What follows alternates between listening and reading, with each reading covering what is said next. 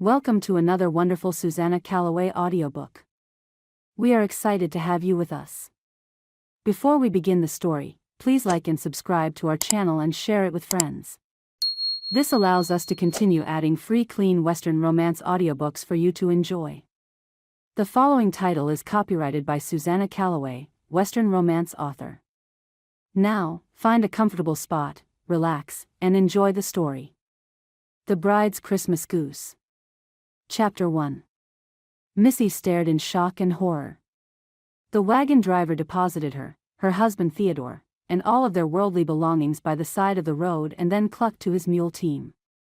Over the retreating sounds of hooves, harness bells, and the squeak of wheels, Missy felt her world crumble out from under her. Theodore joined her, grinning happily, as he stared at their new home. "Like it?" he asked, his thumb stuck proudly in his belt. "Come on, tell me the truth now.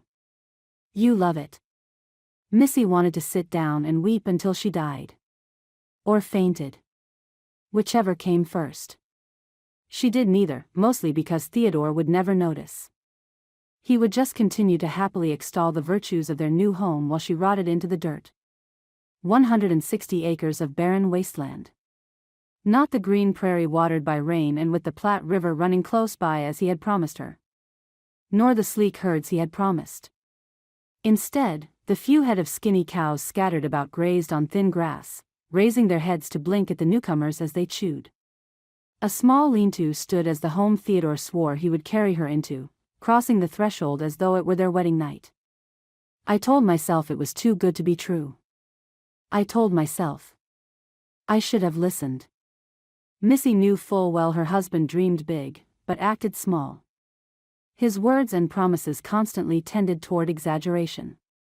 Missy knew it, and had known she shouldn't believe him regarding this new venture.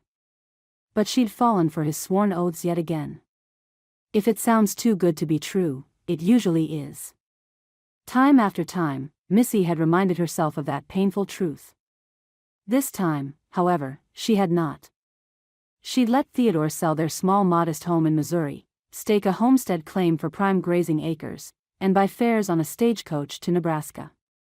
Now they stood at the tiny lane to their property, and Missy knew he had gone too far this time.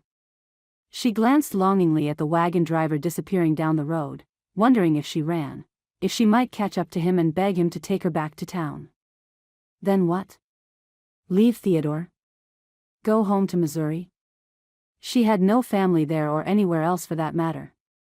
Neither did Theodore. She had no one to take her in. She had no place to go. She was stuck, unless she returned to town and got a job as a tavern girl. Missy? Unable to look at Theo, Missy picked up a canvas bag and walked on unsteady legs toward the lean-to. Shelter. Fire. Yes, fire is good. It gets cold out here at night. Might be warm in September during the day, cooler at night. Winter is coming on. Of course, we had to arrive just as autumn approaches. Next come the deadly gales of winter, with only a lean-to for protection. She shut her teeth hard to prevent a wild bray of laughter. Missy. Half turning, she now regarded her husband over her shoulder. In sickness and in health, she muttered. In good times, and in bad, till death do us part. Are you happy now, Theo? You just killed us. Till death do us part. She walked on, half hearing him run to catch up to her. She gazed blankly ahead, murmuring her marriage vows under her breath. Missy, look at me. Seizing her by the shoulders, Theodore forced her eyes up to his. I swear I will take care of you, Missy. I will build a house for us. I know it's not what I thought it would be here, but that's not my fault. It never is, Missy said, walking past him. It never is. Chapter 2. Theo made good on one promise. He immediately began work on a house. First, he made the lean-to a shade more livable by extending the roof and adding a fire pit. Then, he planed lumber cut from trees he felled by the river and stacked them into neat piles. When not helping him drag tree trunks, Missy carried rocks from the river, one by one, and set them nearby for a future fireplace. Her hands red and raw, she worked from dawn until dusk, coming blizzards on her mind. She spoke to Theo only when necessary, and as they both dropped to sleep on the bare earth of the lean-to after eating at night, she wasn't forced to do more than grunt a word of fatigue. When the cattle wandered and they lost a day hunting them down, Theo insisted they needed to build a fence. He cut saplings for fencing, and used some of their meager funds to buy barbed wire in town. He cut his hand stretching the wire as Missy nailed it to the fence posts. Every night she put salve on his cuts, and every day he broke them open stretching more wire. "Missy," he said one night as she doctored his wicked slashes, "Old man Davis said he'd sell me his bull for $5. Missy frowned. What kind of bull sells for $5? Maybe he's not really a bull. The old man says the animal is young, and he just wants to get rid of him. Says he has other bulls and don't need him no more." "Theo, we don't have much money," she said, wrapping his hands in the linen cloth she just washed. "Do we really need a bull?" He sighed, exasperated. "Of course, we do. How are we going to raise cattle out here without a bull?" She waved her hand toward the tiny pasture.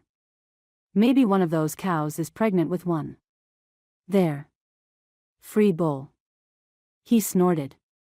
"If one of them is pregnant, and if one is a bull, it'll be years before it can breed. We have to have this bull, Missy."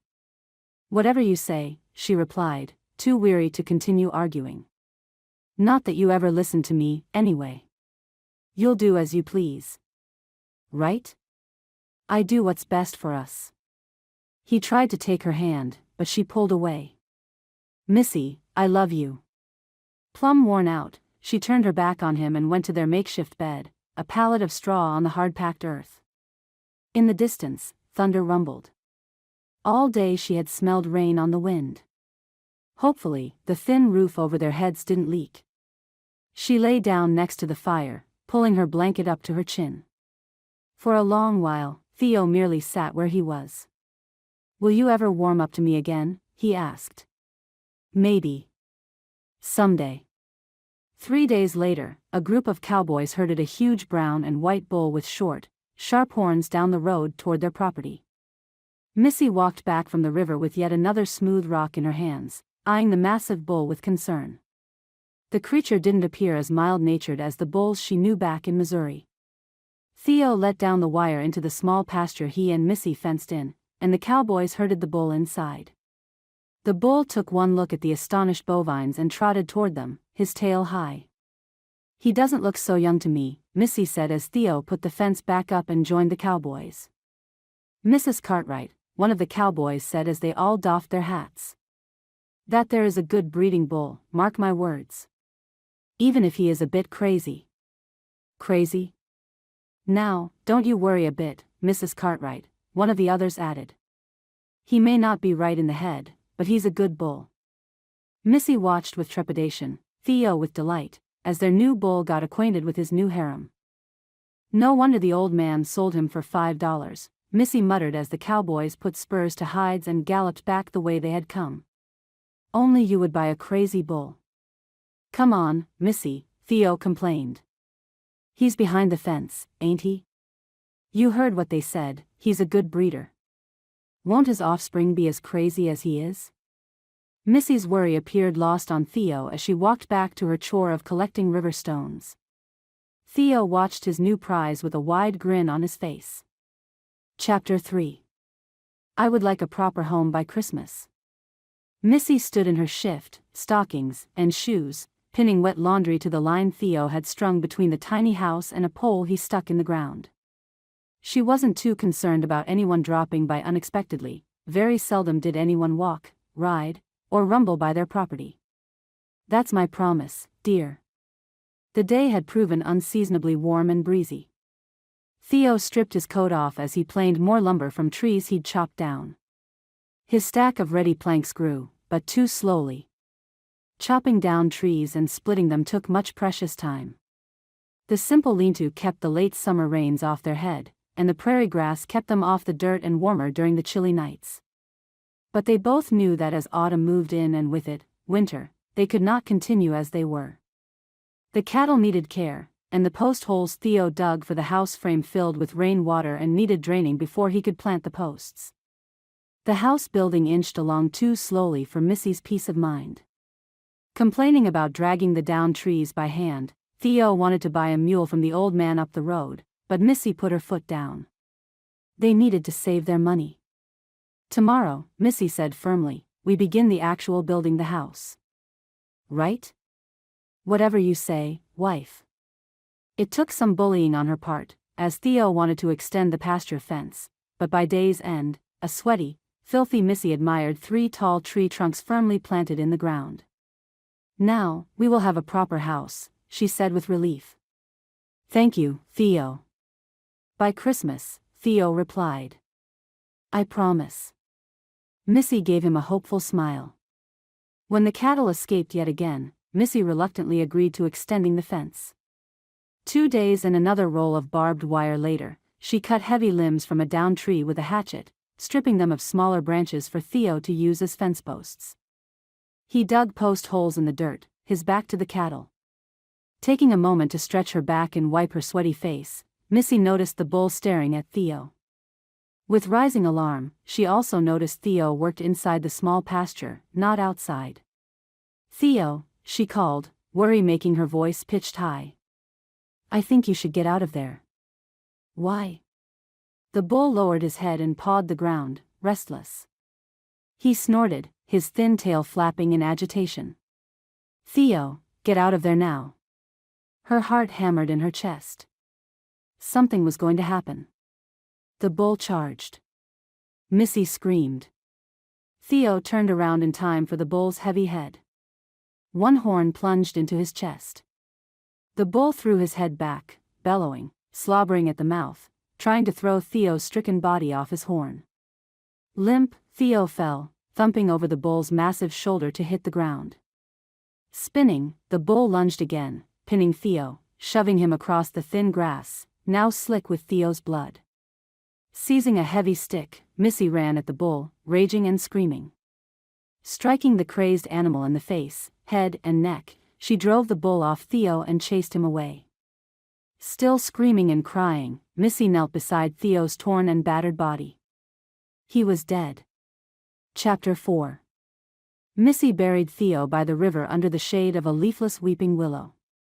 She had no black clothing for mourning, so she used the cloth from a dark blue petticoat to create a veil.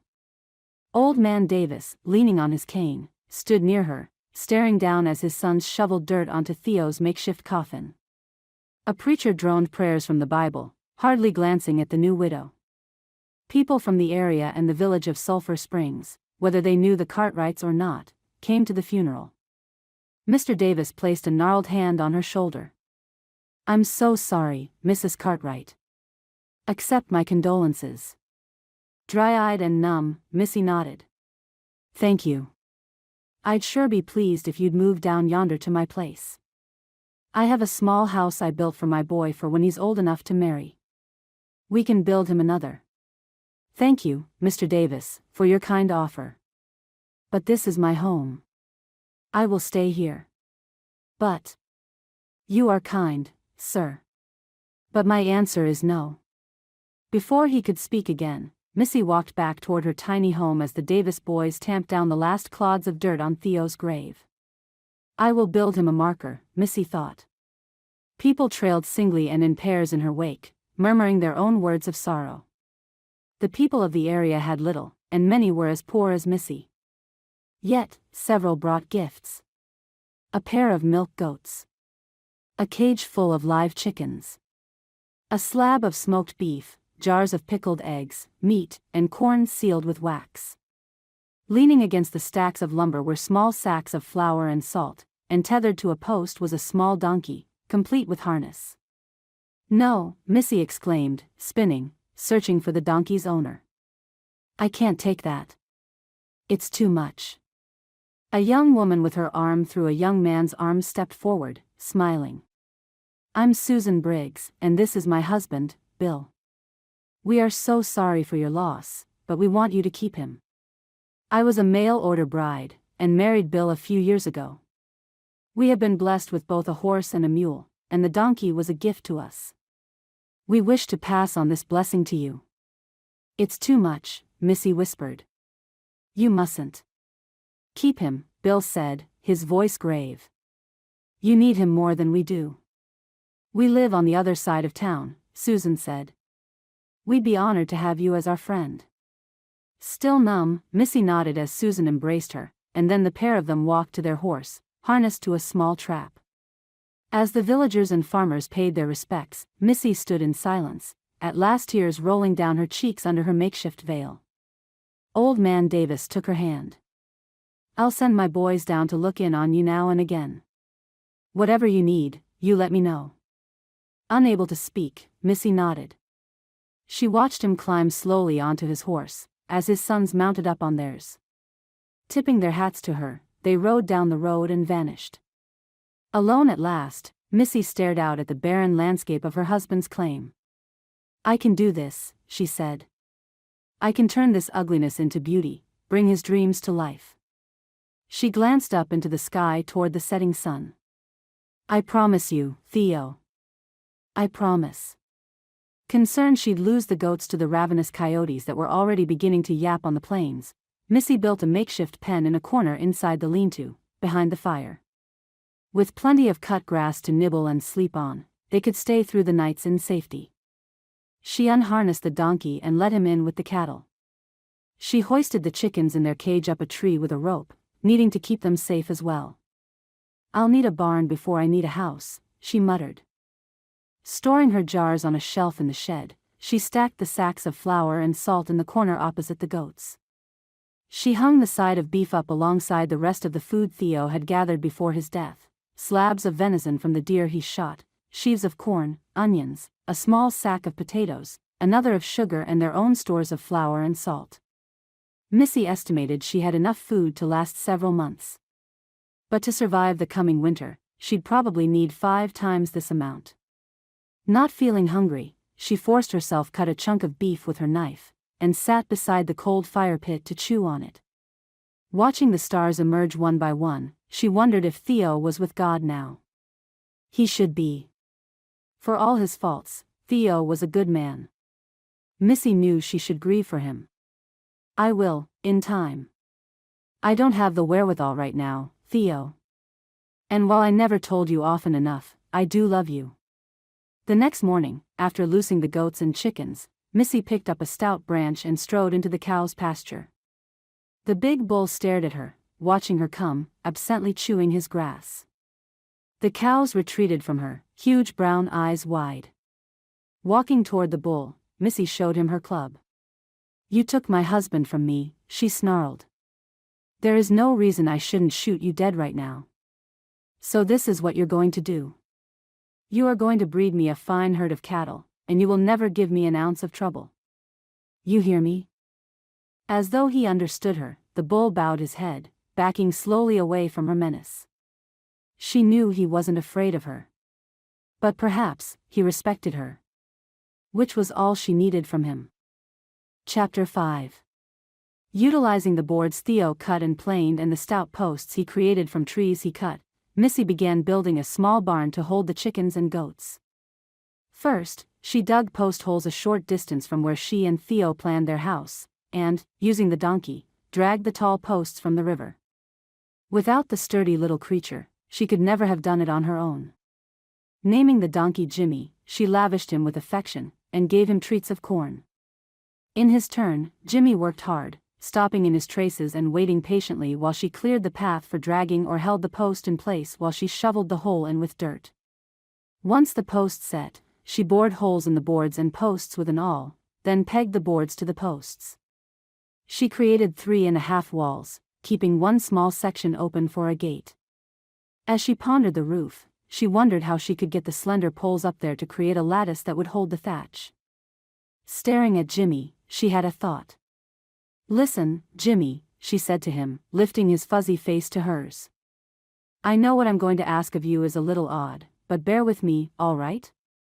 Leading him to the side of the shed, she swung up onto his back. Balancing herself carefully, she used the shed as security and stood up. Jimmy swished his tail and glanced over his shoulder. He sighed down his nose. Missy clapped her hands. Now she had a way to get the poles atop the roof and a means to spread the thatch. It took her a week to build the tiny barn, and when finished, she admitted to herself it looked a bit lopsided. But it held Jimmy, the goats, and the chickens with room to spare, and the door she built swung easily on rope hinges. Tying old gunny sacks into the corners of the shed, she created nesting spots off the floor for the chickens so neither Jimmy nor the goats would step on the eggs they would lay. While she felt proud of her accomplishment, she also felt dismayed. Her hands were chapped beyond recognition, and the light breeze held a hint of chill, announcing winter lay but a month in the future. The days grew shorter, giving her less and less time to work. How could she build the house by herself? She might survive for a time with a fire burning all night, but could she live through the winter in a three-sided lean-to? Native Indians survived, and mountain men she learned about spent winters in the high country with far less than she. But still, she doubted her chances. The thought of Christmas approaching filled her with sadness. This was not going to be the precious holiday she'd always savored in the past. She'd thought that she and Theo would celebrate together, in their new sturdy home. Reality was so far from her vision, that she had to push all thoughts of the holiday out of her head. It'll just be another day, she thought. Just another day. Mr. Davis, as promised, sent his boys down to check on her. On one such visit, they brought with them 2 yearling heifers. "Pa feels terrible that the bull he sold your husband done killed him," said Sam. Or was it Ted? As she couldn't tell one from the other, she smiled equally at them both. "He wants to help. Tell him I said thank you," Missy said, letting them herd the young ladies into their new home.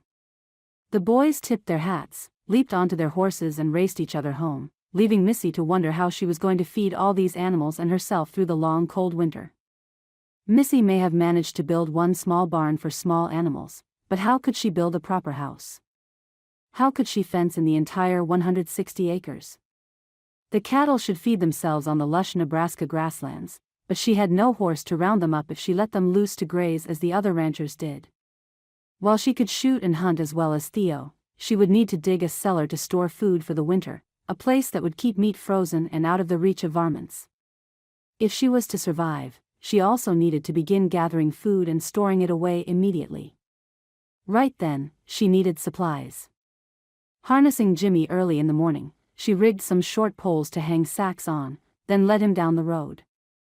The village of Sulphur Springs lay 5 miles east of her property, and as the day was mild, she made good time. A few farmers and cowboys she saw on her way waved and called out, and she returned the gestures.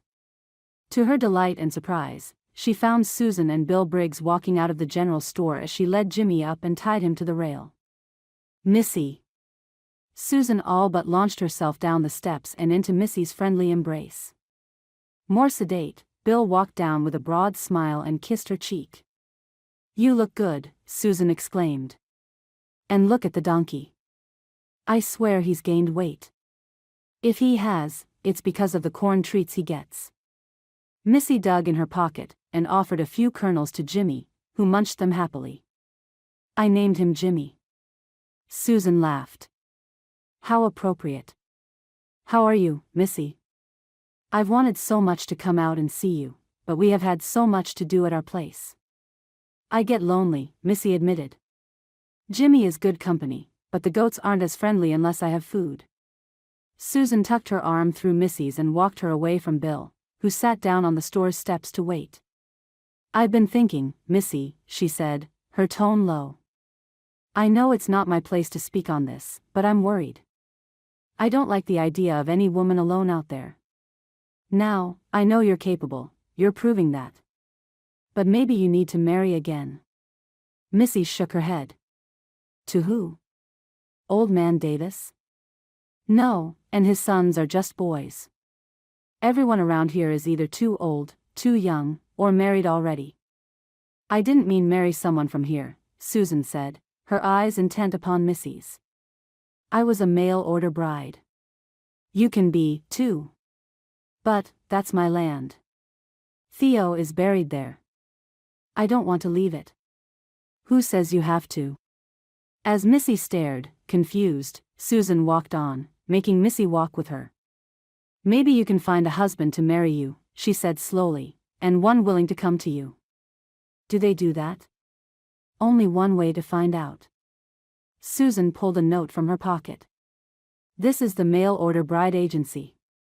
Write to them first. Then see if any responses you get are from men who are not deeply ingrained in their town or property. Missy felt reluctant, despite the hope rising in her. I suppose I could. But it feels like I'm betraying Theo. He's been gone scarcely 2 weeks. Susan planted a kiss on Missy's cheek. I know, honey. But you cannot live out there in that tiny hovel all winter. You'll die. Surely, Theo would understand and forgive you. Feeling like a traitor, Missy stopped at the telegraph office on her way home and paid for a wire to be sent to the agency. Then, leading a burdened Jimmy back onto the road, Missy let herself weep for Theo. Chapter 6.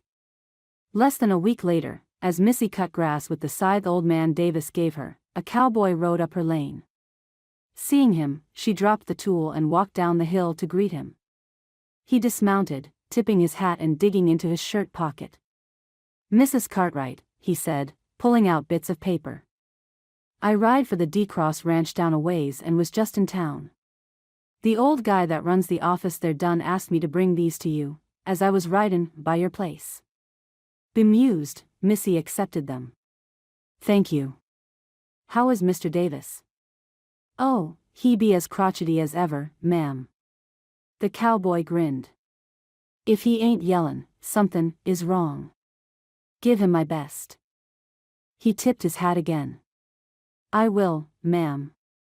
Mounting his horse, he trotted away, waving to her as he turned left. He vanished minutes later. Missy opened the papers and read, her jaw dropping. No less than 5 marriage proposals burst out at her. One from Plum River, Wyoming Territory, one from Denver, Colorado Territory, 2 from Oregon, of all places, and 1 from Nevada. All promised to honor and cherish her, and 4 stated they owned property and bragged of their prominence in the community. The one from Nevada, however, reluctantly informed her that he had money to buy land with, but hadn't yet done so. He just moved there following the silver rush, and desired a bride to build a home with. Come build with me, she murmured. She glanced at the name. Mr. Jedediah Jones.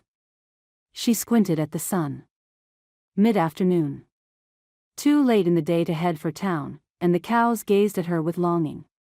If she cut enough grass to feed the cattle tonight and tomorrow, she could head to town in the morning and write her response to Mr. Jones. As she cut swathes of tall grass with the scythe, and raked them into piles, she pondered the most persuasive words that might convince the man to come to Nebraska. Though in her honesty, she must tell him that their marriage must be of convenience only. As a new widow, she must honor her husband's memory properly. If he agreed, and Missy doubted he would accept such terms, then maybe she and this Jedediah might build the place together as Theo had dreamed. She fed the cows, milked the goats, threw freshly cut grass down in the shed for Jimmy, and then, exhausted, went into her tiny lean-to to build a fire. After cooking a small meal of venison stew, she stood outside, despite the chill in the air. She gazed up at the stars. If you approve, Theo, she said. Help this to work out. I need him desperately. I can't sew this alone.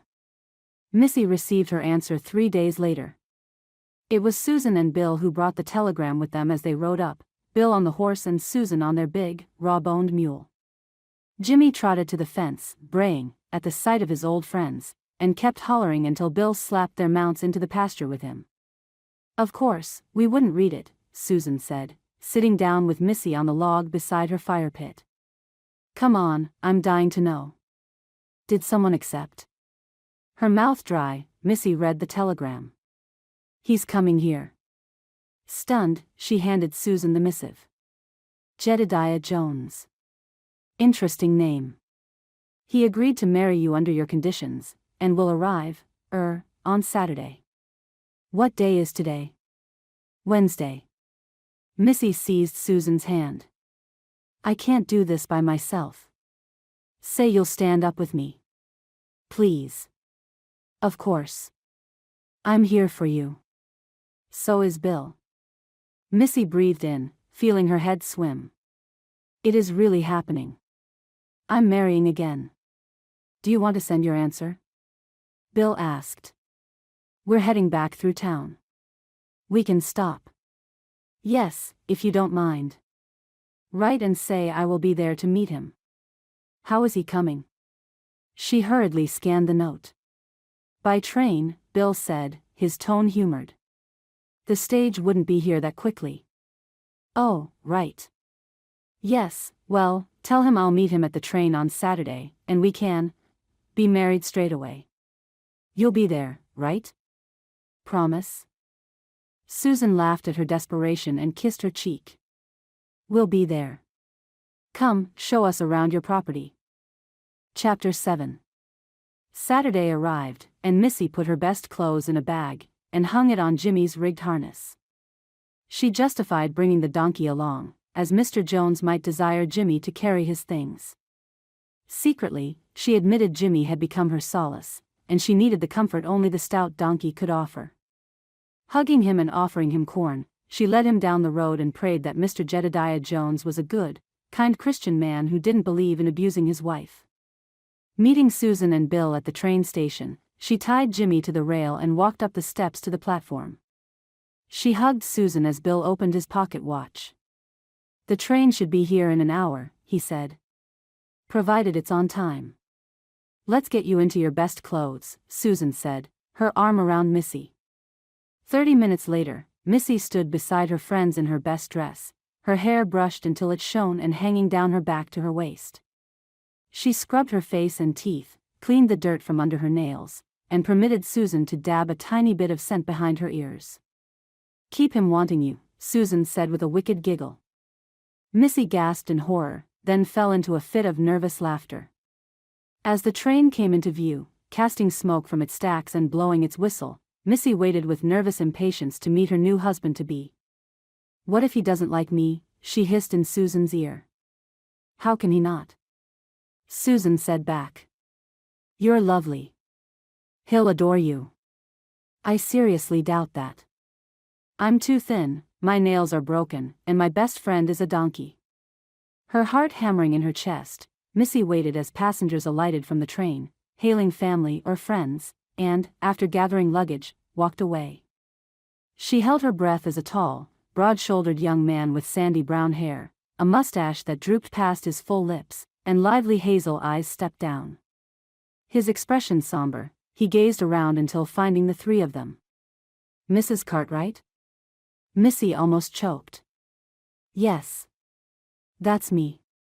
Jedediah Jones smiled, a very nice, boyish smile that revealed a mouthful of even, white teeth. He extended his hand. I'm Jed Jones. Missy curtsied, accepted his hand in one motion. A pleasure, Mr. Jones. These are my friends. Bill and Susan Briggs. Mr. Jones shook hands with each of them, yet his eyes never left Missy. I'm honored, Mr. and Mrs. Briggs, he said. I hope you will stand up with us.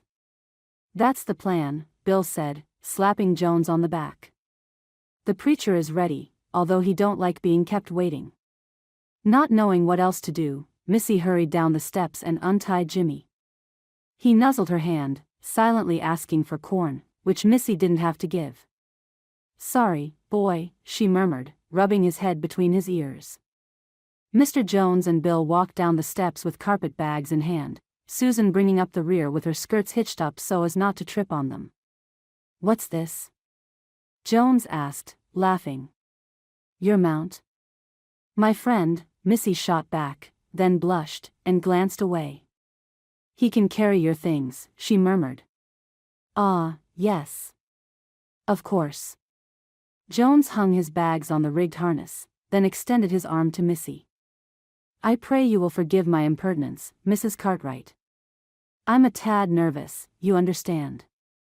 I've never been married before. Accepting his proffered arm, Missy smiled up at him. I'm nervous, too. I've never married a stranger before. His grin endeared her. Then we can be nervous together. Shall we? The ceremony, presided over by the same expressionless preacher who prayed at Theo's funeral, went off without a hitch. Bill produced the wedding ring on cue as Susan stood as Missy's matron of honor. Missy, half listening to the preacher's droning voice, found her eyes glued to Jed's handsome, rugged face. She liked his looks, his smile, his easy confidence. While Theo's careless recklessness appealed to her when she married him, she liked Jed's steady, easygoing nature. She just hoped he took his responsibilities more seriously than Theo did. Arm in arm, she let Jed escort her from the church and hugged Susan as Jed and Bill shook hands. The preacher vanished. Secretly, she was both nervous and terrified that Jed would insist upon their marriage bed despite her need to mourn Theo. She said her goodbyes to Susan and Bill with Jed beside her. In truth, she couldn't permit a virtual stranger to touch her intimately. She wanted this to be a marriage of convenience, in name only, a partnership that didn't involve sharing a bed. Missy let Jed lead Jimmy as they walked home, her fears and worries riding her shoulders. She answered his questions about the property, the livestock, her plans for the future in a voice that didn't sound like her own. "I want a house by Christmas," she finally blurted. He pondered her remark with a seriousness that surprised her. She half thought he would lightheartedly promise he could build one in a week, something Theo would have said. "I do have some building skills," he said. "You say there are good trees by the river?" "Rivers mean mud, and mud can be used to fill in chinks and make the house airtight and warmer." "But by Christmas?" "I can't promise that." Relieved at his honesty, Missy said, "I've built a tiny barn for the goats, chickens, and Jimmy here. I had to protect them from varmints. In truth, it isn't much, but it works for now." "What are you using for shelter?" "A rickety shed." Might be tough to spend the winter in." "Before he died, Theo sawed lumber," she said. "And I collected rocks for a fireplace." He smiled. "Then we have a good start, don't we?" Chapter 8. Jed stared at the property in clear dismay. Missy's heart sank. Now he would turn his back on her, return to town, annul their fledgling marriage and vanish. She braced herself, holding her breath, waiting for the storm to strike. Jed turned to her with a faint smile. "A ways to go, eh?" She breathed again. You're not going to leave?" "Leave? Why ever would I?" "Because it's going to be so much work." "Do I look like I'm afraid of hard work?" He chuckled. "I knew what I was getting into when I agreed to come here and marry you. And you understand I can't, I'm not ready for," Missy blushed, turning her face away. Jed took her hand. "I knew that, too. But I believe in what you're trying to accomplish here, and it's not much different than what I would build in Nevada with you at my side." Gazing around, he nodded. "This land has promise, Missy. Good water, and with a little coaxing, the grass will come back. Plenty of wood for building a house. You like it then?" "Of course." She breathed deeply in relief and smiled. "Then perhaps we should get started." Trying to walk down the narrow lane, Jed held her back with his hand on hers. "I need to say something." Waiting, her fears trickling back, Missy regarded him with trepidation. She bit her lip. "I pray we will learn to love one another," he said. "And know this, lovely lady, I'll be right here when you're ready for me to be a husband to you." She stared at him, both embarrassed and strangely touched. Not knowing what to say, she led him toward the ramshackle lean-to and watched him eye it with concern. "Nope," he said finally. "That won't do when the snow starts flying. Not bad while the weather is mild, but winter in Nebraska is not known for its even temper." After he put his bags down, Missy showed him the start of the house and her tiny barn. The chickens scratched for bugs in the dirt and grass while the goats on their long tethers munched the short grass and eyed them dubiously. "You did this yourself?" he asked, looking over the barn. "Well, yes. The coyotes would steal my chickens and kill the goats." Jed pushed on the posts, and seemed surprised when they refused to shift. He grinned. "Admirable job." Removing Jimmy's harness and hanging it up, Missy opened the fence to allow him into the small pasture. Jed scrutinized the cattle. "Not a bad start for a cattle ranch," he said. "Nice bull." "He killed my husband," Missy said. "Never turn your back on him. Don't you worry about him harming you?" She shook her head. "I told him he owes me a herd and that he better behave if he doesn't want to get shot. Since then, he's been as quiet as Jimmy." Jed laughed and slung his arm over her shoulder. "You are something else, Mrs. Jones. You better not forget it, Mr. Jones." Chapter 9. Between Jed and Jimmy, progress on the house moved forward. Jed dug more holes in the ground for tall tree trunks that would serve to hold up the roof and to build interior walls. He cut down trees as Missy stripped them of heavy limbs and branches, and Jimmy pulled the trunks to the side of the house. Within a few days, Missy admired the basic frame of the three-room house. The main room with a future hearth, their bedroom, Missy flinched when she thought of sharing it with Jed, and a pantry where they would dig a deep-root cellar and build a floor with a trap door over it. Jed cut the down trees into planks and planed them as Missy bored holes for the wooden pegs, daydreaming of Christmas in her new home and humming under her breath with growing contentment. Thus far, as September passed into October, the weather cooperated with sunny days and chilly nights. Missy and Jed slept on opposite sides of the fire pit, Missy grateful for Jed's company. Jed, a true gentleman, never asked her about Theo. Yet, he listened with sincere attention when she felt comfortable in talking about her deceased husband. In his turn, he shared his dreams of a piece of land to call his own, of a horse and cattle ranch, and children. While his dreams meshed with her own, Missy found it remarkable that Jed actually worked for his, when Theo loved to plan without really making anything happen. One hot, humid afternoon, Missy cut grass for the cattle, her palms sweaty on the wooden handle. "We must have a storm building," she thought, pausing to wipe sweat from her face. She studied the horizon, but no thunderheads appeared to confirm her suspicions. Even so, tingles danced lightly on her skin, and the light breeze smelled of rain. Maybe it'll be raining by tomorrow. Heaven knew, the prairie grass needed a boost in growth. Swinging the scythe again, her hands slipped. The sharp blade sliced through her dress and into her lower leg. At first, she felt no pain, and a fleeting thought that it missed cutting her crossed her mind. Then she felt warm blood trickling down into her shoe.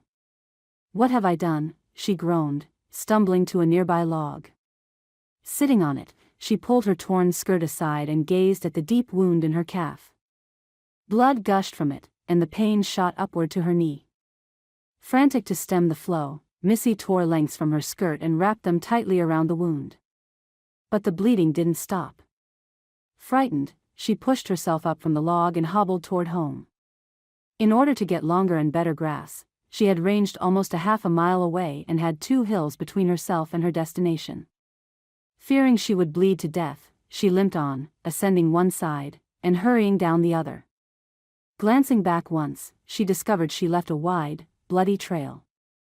"Hope the coyotes aren't interested," she muttered. Climbing the next hill left her exhausted. Her sight swam as her head spun sickeningly. She didn't know if it was the heat or the blood loss, but either could cause her to pass out. Her leg gave out under her as she descended the second slope, and she fell with a sharp cry. Rolling, out of control, her body slapped into rocks and over deadwood, bruising and tearing her skin. Thumping into a stout granite stone, she lay for a moment, trying to catch her breath. "Jed," she yelled as loud as she managed. "Jed, help me. Jed. Missy? Where are you? I'm here. Help, please." Continuing to shout, weeping and dizzy with pain, Missy hoped he could follow her voice and find her. The blood rushing in her ears masked his answering yells, but she felt too weak to try to rise. She cried out, hoping he could hear her, fearing he could not. "Sweet Jesus." Jed knelt beside her, his hands sweeping her tangled hair from her face. "Where are you hurt?" My leg. Cut it. Bleeding." Jed didn't wait, or look at the wound. Picking her up in his arms, he rushed the remaining distance to the shed. Setting her gently down on her pallet, he pushed her skirts up to her knees, and closely examined what he could without removing her makeshift bandage. He smiled encouragement. "I think the bleeding stopped, Missy. But I'm going to have to stitch it." Rising, he built up the fire and tossed a chunk of wood on it and hurried out of the lean-to. Missy closed her eyes, her head still whirling, sweat blooming on her skin. She licked her dry lips. She was so thirsty. Jed returned with a bucket of water and set it beside her. From one of his bags, he pulled out a small wooden box, and set that, too, near her injured leg.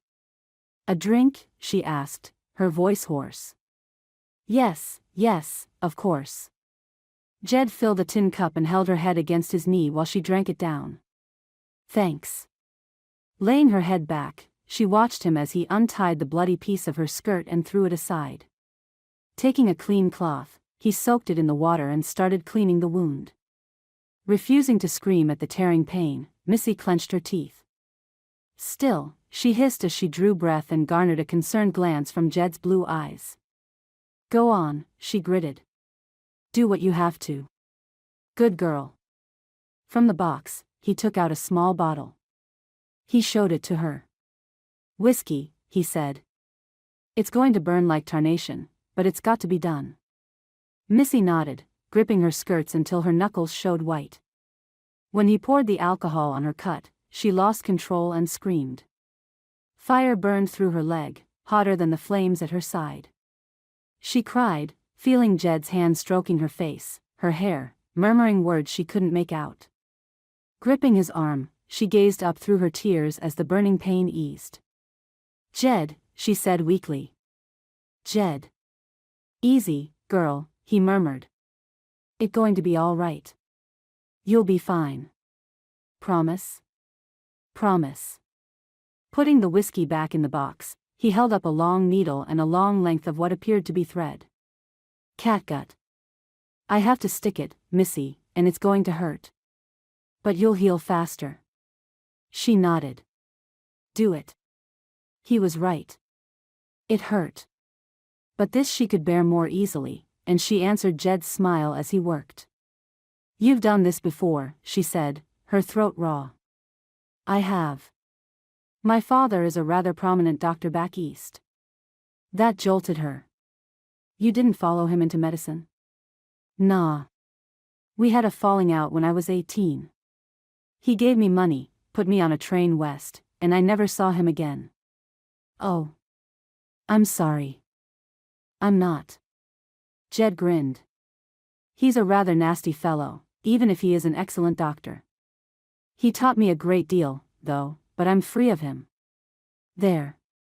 Jed cut the catgut with his knife and washed the needle in the water before placing it and the remaining thread carefully in the box. He rinsed his hands in the bucket, then pulled a roll of cotton cloth from his bag. "See," he said, holding it up. "Always prepared for an emergency." Missy smiled.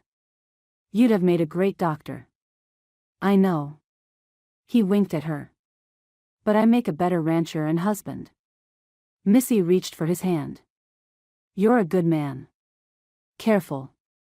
That kind of talk might go to my head." He wrapped her leg in the bandage, then took his knife and began to cut away the bloody skirt from her. He met her eyes evenly. "I'm not trying to be fresh with you, but we can't have the scent of blood on the air. Who knows what it'll attract? I have to bury this and that bloody rag." "I know." After he sheared off her stained skirts and petticoats, he covered her decently with a blanket. "Don't," she said, "I'm so hot already." Frowning, he pressed the back of his hand to her brow. "You're feverish. You feel hot but your skin is cold." Bringing her a cup of fresh water, he held her head while she drank it. "Now, try to rest while I feed the stock and bring more wood in." Exhausted, Missy managed a light sleep while Jed was gone and roused when he returned with an armload of wood. Her rest hadn't helped matters. She felt shaky and ill, first hot, then cold and clammy. Jed gave her a quick nod, then departed with their cast iron pot in his hand. Though she knew she shouldn't compare Theo and Jed, she had no doubt that had she cut herself when Theo was alive, she probably wouldn't have survived. Setting the pot on its hook over the fire, Jed cut potatoes, onions, and venison into it, then added salt and wild sage. Nausea took over Missy's appetite. When she informed him of this, he gave her a stern look from under his brows. "You will eat, young lady," he said. "You're not going to give me any trouble over it, are you? I sure would hate to force this stew down your little gullet." As the stew simmered, Jed propped her up against the back wall of the shed and rested her injured leg on a pile of prairie grass. Fetching her water, he watched her until she drank it all, and then refilled it. Darkness crept in as the sun crossed behind the horizon. The heat and humidity failed to depart, however, and Missy grew uncomfortably warm. She began to doze off despite her discomfort, and Jed left to finish the chores for the evening. He woke her up to give her a bowl of stew and a spoon. His hand caressed her cheek, as she tried to smile. "I'm really not." "Shoo," he said. "Eat as much as you can." Missy managed to eat half her stew and a chunk of bread before handing her bowl back to Jed. "No more. I'm so tired." She drank more water before Jed helped her lie down and covered her with the blanket. Her leg throbbed to every beat of her heart. Her shakes intensified, and she trembled uncontrollably. Sitting beside her, Jed stroked his hand over her hair. "Get some sleep, honey," he murmured. "I'll watch over you." Chapter 10. Missy woke to the crash of thunder. Lightning flashed outside the lean-to, a violent blast of light that lit up the area like the sun at noon.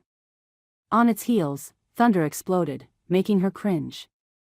She sat up wincing, while her leg protested. She felt the deep chill in the air as her blanket pooled in her lap. Jed slept sitting up with his back against the wall, his chin on his chest. That must be terribly uncomfortable. The fire had burned quite low, and she wondered if she should wake him and ask him to build it up or try to do it herself. Through the tiny window opening, she saw lightning strike a stunted tree on the far side of the cattle pasture, flames lighting its branches like a torch. Jed startled awake, bolting upright, glancing around to see her in the light of the next bolt. "Glory," he muttered, running his hands through his hair. "Are you all right?" "I don't know." Shivering, uncertain if it was the cold or the fever, she drew the blanket up to her chin. Though not afraid of thunderstorms, this one unnerved her, for she was inside inadequate shelter with the most violent storm she'd seen since coming there. Concerned, Jed touched her brow and cheeks, frowning. "I think your fever is gone. Here, I'll stoke up the fire." Throwing his own blanket over his shoulders, he hunched over the fire pit, adding kindling and blowing them up into a flame. Adding more wood as it caught, he had a nice blaze going. Thunder exploded overhead, and this time it wasn't just Missy who jumped. That was close. Like a pump opening up, the rain poured down. The deluge instantly put the tree fire out, and Missy discovered an icy drip in her corner of the shed. Jed helped her move closer to the fire, wrapping her snugly in an extra blanket. He pulled on her shoulder until she rested her head on his chest. Unable to halt her tears, Missy cried, shaking against him. She clung to him as she sobbed, her tears wetting his shirt. "What's wrong? Is it your leg? Tell me." "I miss Theo," she wailed, her long-suppressed grief at last bursting forth. "I miss him so much." Far from pushing her away as she expected upon her confession, Jed held her tightly, his free hand stroking her hair. He kissed her brow, murmuring nonsense words, letting her cry herself out. As the storm, muttering and growling, passed on, so did Missy's tears.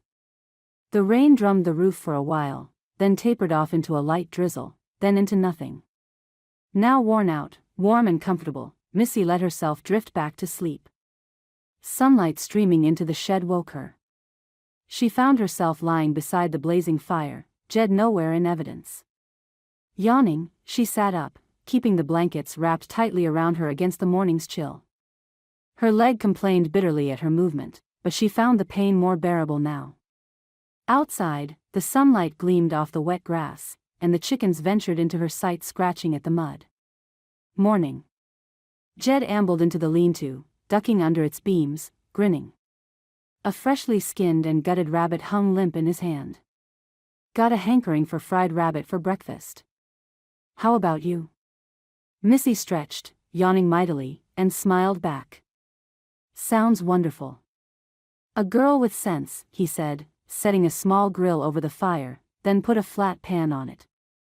I like girls with sense, you know. Girls who don't like fried rabbit have no sense at all, I'm telling you. Recalling his tenderness the night before during the storm, Missy reached over to take his hand. Thank you. For the rabbit? Why, you are right welcome, Mrs. Jones. For last night. For letting me cry all over you. His eyes sparkled as he cupped her cheek.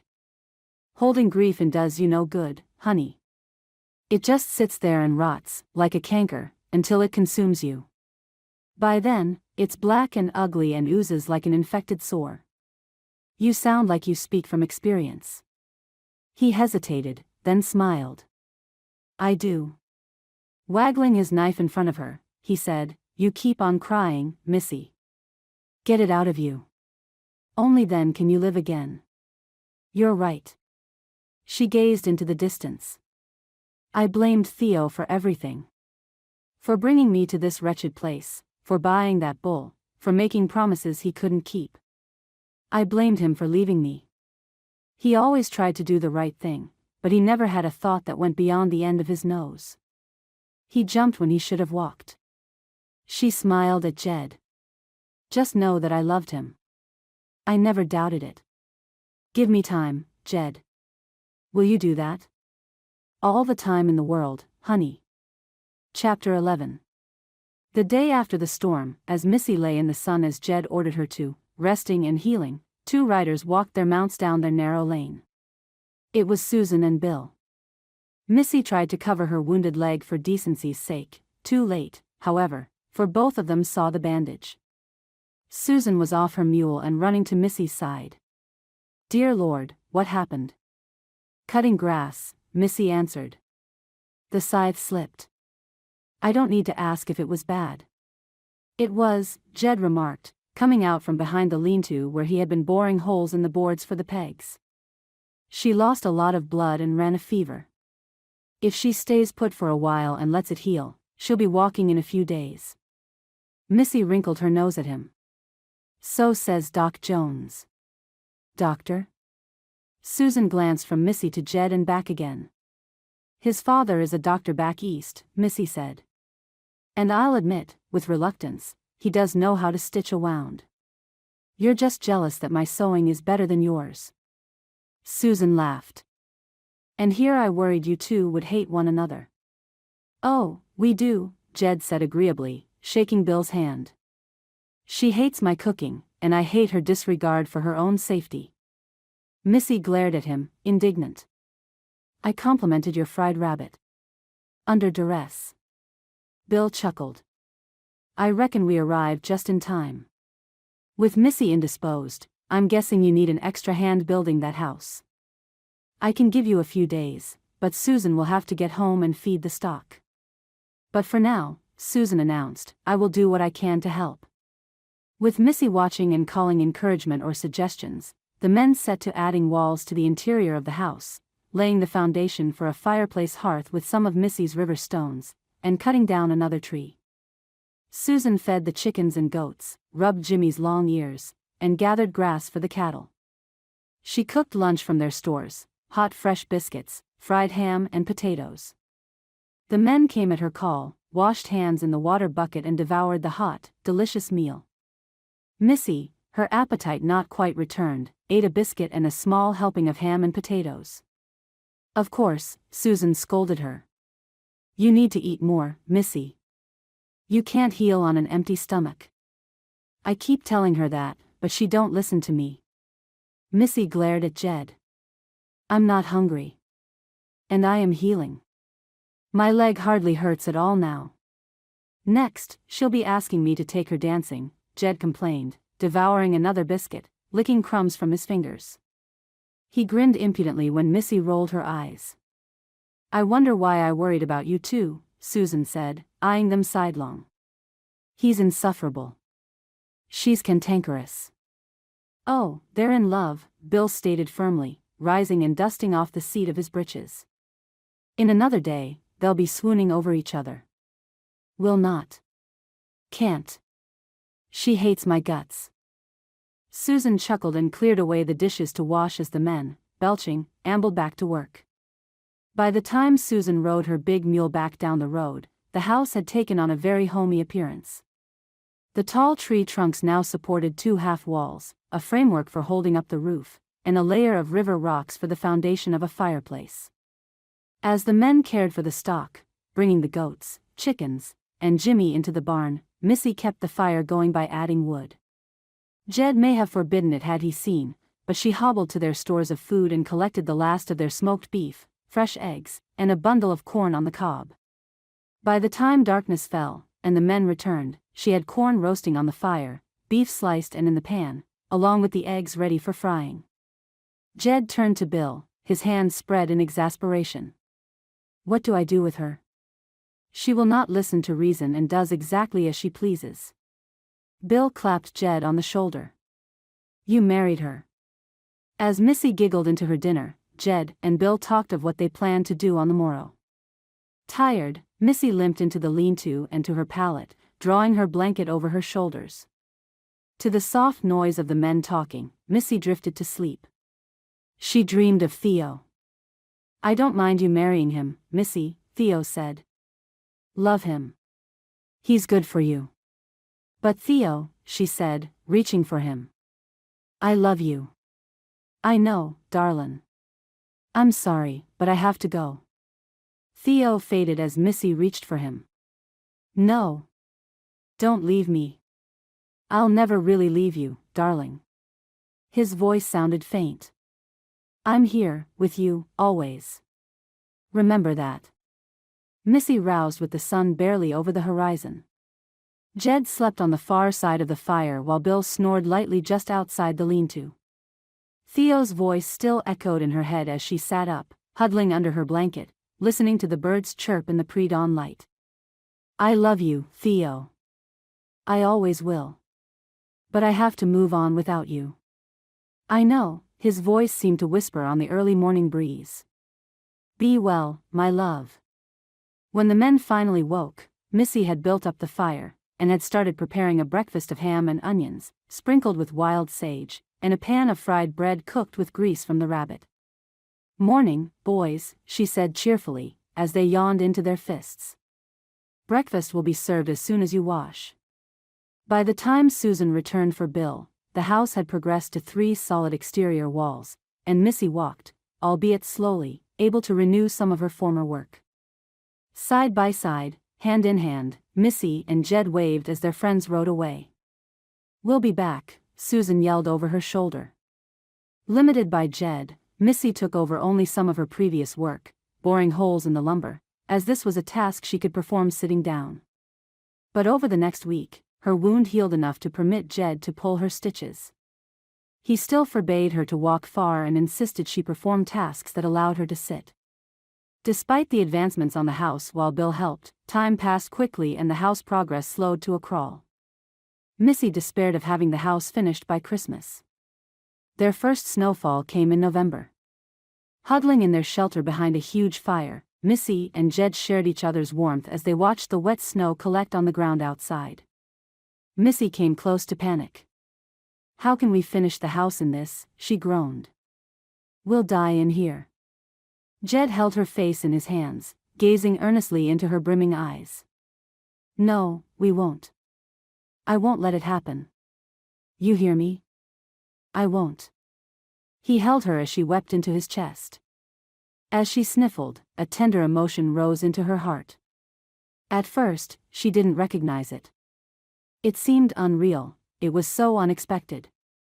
It wasn't until after her crying ended, and she relaxed in Jed's strong arms did she realize what it was. Love. Chapter 12. As Missy helped Jed with the house, she watched him.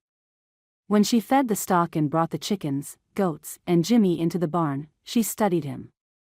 As he took his jacket off in the break in the weather, while carrying lumber or chopping down a tree, her eyes followed him. After the snowstorm blew itself out, and the snow melted rapidly, she knew deep in her heart that she loved Jed. She craved to be in his arms at night, longed for him to kiss her, silently begged him to look at her the way she now looked at him. Did he love her in return? Missy didn't know, nor did she dare ask. She shot flirtatious comments at him and saw him grin. They worked side by side on the house, but he continued to sleep on the far side of the fire from her at night. She couldn't tell if his actions were those of a husband in future love, or those of a man who accepted his role as a convenient spouse. While she knew her actions at the time had been right to lay the boundaries of their relationship, she now had no idea how to drop them, or inform him they were over. As their house grew, so did her love. What would happen when it was finished? As November progressed into December, snow fell more frequently. While it melted almost immediately, leaving sticky mud behind, Missy's despair grew. The house was not finished, and might not be completed by Christmas. As the nights grew colder, sleeping in the shed became a problem. They both wore many layers of clothes, added more grass to their pallets to protect them from the ground, but still they shivered through the night. Now walking as well as ever, Missy insisted upon helping Jed with the tougher tasks of house building. While Jed cut tree trunks into planks, Missy took the axe and chopped down another. Their house now had 4 stout walls and a fireplace, but lacked a chimney, a floor, the roof and the root cellar. As Jed shoveled dirt out of the future pantry, Missy took much of it into a bucket, added water and prairie grass, and mixed clay to work it into the chinks between the planks. Despite Jed's arguments that she shouldn't do it, Missy slathered the mud and grass mix and built the beginnings of their chimney with the river rocks. Early one frosty morning, Missy harnessed Jimmy while Jed dug through his belongings for cash. "Here's $10, he said, handing her a small wad of bills. "That's too much," she protested. "Maybe. But we are very low on supplies, and we need extra blankets, too. We can get by on those we have, Jed." "Neither of us has much for winter clothing," he replied, his expression grave. "We'll need to fashion those into serapes." Missy nodded. "You're right. Anything else?" As she lifted her face up, she hoped he would kiss her. Even a tiny peck on her lips might indicate that his feelings for her had grown. After recognizing that she had fallen in love with him those weeks ago, Missy still had no idea if Jed loved her in return. And now, he did not kiss her as she hoped, but instead rigged Jimmy's harness to make carrying sacks easier. "Be careful," he said as she picked up Jimmy's lead rope, disappointment threading through her. "You, too." He didn't say anything else as she turned away to walk down their lane to the road. Once there, she glanced back, hoping to see him watching her, but he had vanished into the house. "He doesn't love me."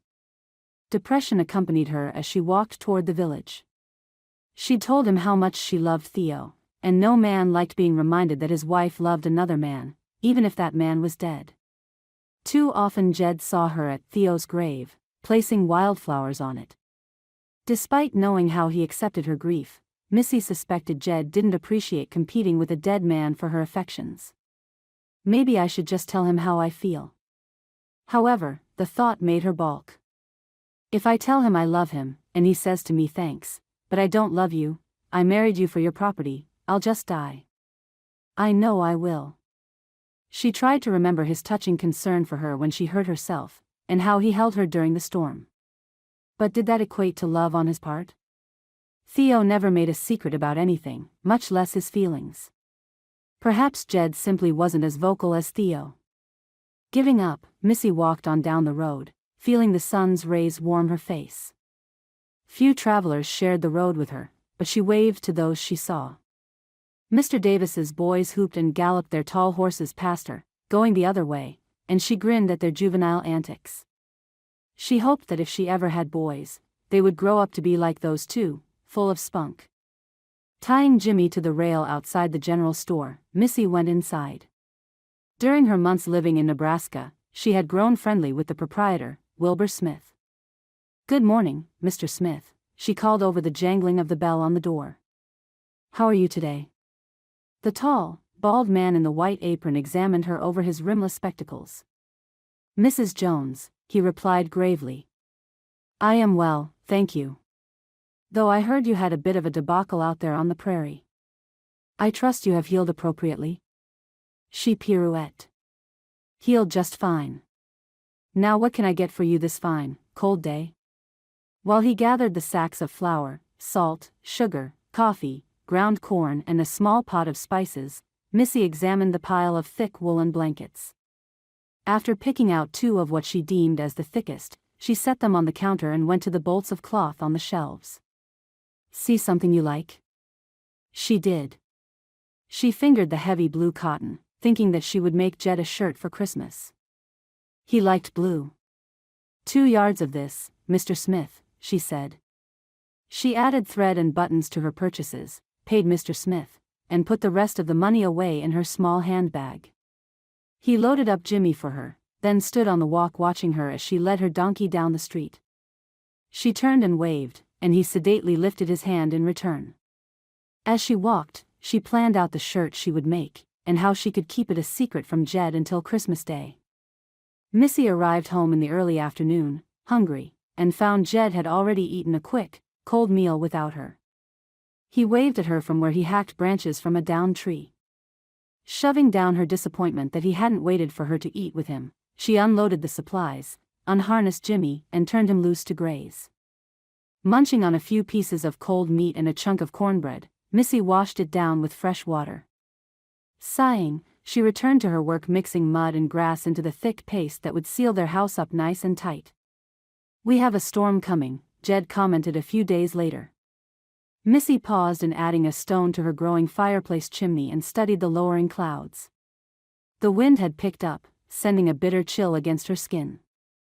Yet, it failed to cut through the heavy blankets they wore as ponchos, with a rope around their waists for belts. Jed sewed some rudimentary mittens for each of them out of rabbit pelts and created thin leather socks to keep their feet warmer inside their shoes. A nasty storm would halt work on the house, and despite their added clothing, might well freeze them out. How long will it take to put a roof on? She asked, biting her lip. Jed frowned. 4, maybe 5 days. Christmas is next week. I know. But with this storm, we may not have it finished by then. We may celebrate it in the lean-to. Jed, this storm may kill us. Even with a fire and all these blankets, we could freeze to death. It's already too cold to be sleeping like we do. He shrugged, helpless. What would you have me do? We're already working ourselves nearly to death as it is. We can't work all day and all night. 2. Angry and frightened, Missy turned her back on him and slathered her mud mixture over the top of the chimney, which was as tall as she was. She settled a rock on it, then added more mud. From the corner of her eye, she saw Jed watching her for a long time before he turned and vanished behind the wall of the house.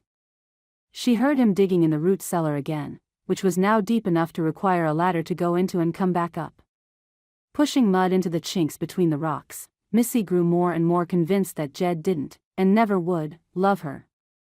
Theirs would simply be a partnership to survive this hard land, a marriage in name only. Reckon he should make 2 small beds rather than 1 large one. Sadness and despair filled her heart, and she wept silently. Her tears were not just for herself, but for the children they would never have. Darkness fell, and the icy wind picked up. The storm Jed predicted was on them. She gathered the goats and Jimmy, and found the chickens already roosting in the tiny barn. Trudging toward their shelter, she heard the sound of hammering. In the light of the fire, Jed used their precious nails to add lengths of planking to their meager shelter. He glanced at her over his shoulder. These will help keep the wind and snow out, he explained. Without answering him, Missy went inside and began to put together their supper. Jed had killed a young turkey the day before, thus she spitted it over the fire to roast. Spicing it with wild sage and mint, she made fresh cornbread biscuits, and put potatoes in the coals to cook. Smells wonderful, Jed commented as he hung a blanket over the small opening he left so they could come and go from the shelter. He weighted the end of it with rocks so the wind wouldn't blow it open. She offered him a quick smile at his compliment but didn't answer him. She knew he watched her with a puzzled expression, but he didn't speak. Over the crackling of the fire, Missy listened to the wind howl and shriek outside, and pushed the blanket aside to look. Whipped by the wind, snow whirled past in a maelstrom of deadly white fury. Though their shelter was considerably warmer with the added planks, she knew there were too many cracks in the walls to prevent the wind from freezing them to death. After they ate, Jed added more wood to the fire from the fairly large pile well within reach. Missy wrapped herself in as many blankets as she could, and lay down on her pallet. Soon Jed was snoring lightly. Rising, she sat cross-legged by the fire with her blankets over her shoulders and the beginnings of Jed's Christmas present in her lap. For the next 3 hours she sewed as he slept, until her eyes could no longer remain open. Hiding the shirt beneath her pallet of grass, she lay back down, and slept under the rage of the storm. Chapter 13. By working at a frantic pace, Missy and Jed completed the roof. Bitter cold sucked the warmth from their bodies, and sleeping behind the added wall hardly made a difference when the temperatures dropped to killing levels and the wind howled. Missy fretted that this cold would kill their fledgling herd of cattle, but they sought shelter under the trees by the river and seemed unperturbed with their thickened hides. Unable to sleep because of the deep and abiding cold, Missy worked on the shirt while Jed slept. She knew his sleep wasn't restful, for he tossed and turned, and every morning there were dark circles under his eyes. 2 days before Christmas, Jed stood watching the sky and sniffing the wind. "We have another bad one coming, Missy." "When?" "Tomorrow. Maybe tomorrow night." She gazed at the nearly completed house, but its chimney wasn't finished and it had no door. "We won't make it, will we?" "The house?" "No. We can't survive another storm in that hovel." He gazed at her, his blue eyes frightened. Frightened. He knew she was right. Another storm would be the death of them if they tried to stay in their inadequate shelter. Without another word, Missy added water and grass to the dirt in the bucket and went to work. Little by little the chimney rose in height, Jed standing on a makeshift ladder to add the stones and the mud and clay to its top. Missy mixed the mud, lifted the heavy stones over her head to him one by one. As day turned to dusk, Missy lit candles for light, and they continued working until well after dark. Too exhausted to cook, she prepared a cold meal of ham and bread, then lay on her pallet to sleep. Jed gathered wood to keep the fire going all night, then she heard his light snores before sleep took her. For the first time in a long while, she slept all night without waking. Christmas Eve. Only a few more rocks were needed to complete the chimney the next morning. But the coldest wind Missy had felt thus far picked up, freezing her face, and numbing her hands. Jed dismantled the planks from their shed and the ladder, using them to build a door. "Start moving our things inside," he gasped over the howling wind and the snow blowing in his face. "We have no choice, we have to stay inside the house tonight." Instead of feeling triumph and excitement, her house finished by Christmas, all Missy felt was terror. Was it weatherproof enough? Did she add enough adobe to keep the wind and snow out? Would the chimney fall under the strength of the fierce wind? She kept her fears to herself as she hurried back and forth with their stores of food, their clothes in bags, and their blankets, moving everything into the house. Not able to feel her hands inside her mittens, she gathered their cut firewood, and placed it on the wood floor beside the hearth. Her constant movement kept her warm enough, yet she shivered uncontrollably as she brought coals in a pan to start a new fire inside the house. While Jed hung the door, Missy fed the stock, and went to their shelter for the gunny sacks she had sewn together for a mattress. She filled it with the dried grass from their pallets, and while it was sadly flat, she thought it enough to keep them off the wood flooring. Dragging it through the snow and into the house, she hesitated. The house was warm. While she was out, the fire she'd built heated the interior, and the chimney drew the smoke up and out. No wind cut through the stout walls. No snow swirled through cracks. She turned to Jed as he closed their new door behind him, shutting out the late afternoon and the howling blizzard. "We did it," she half yelled.